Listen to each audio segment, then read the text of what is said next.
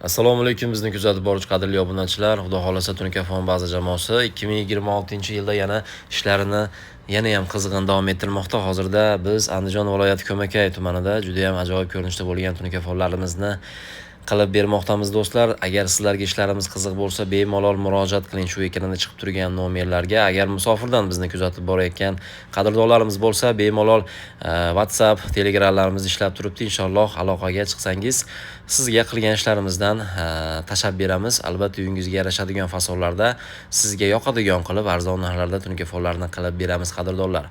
Xo'p do'stlar, bu yerga ofshi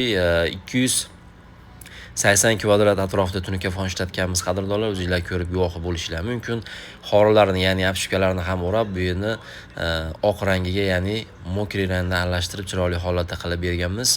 Uyning egasiga yoqadigan qilib, uy juda ham baland. Inshaalloh shu uyga yarash deb o'ylaymiz. Chiroyli holatda qilib berdik.